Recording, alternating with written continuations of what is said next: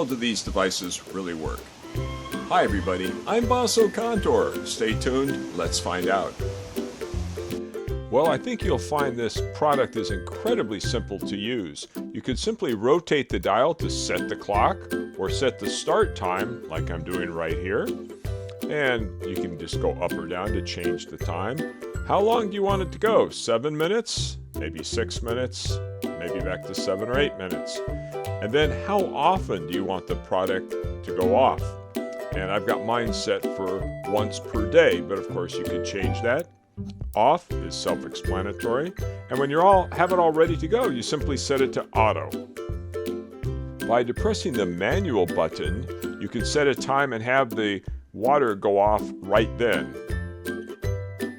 Now in my garden, I installed a little 2-hose adapter, so the one timer can actually activate 2 different hoses.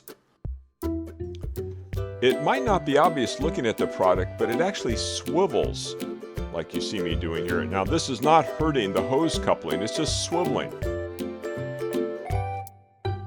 There's a little battery compartment in the back and it just slides right out and you put some AA batteries inside. Mine last an entire season.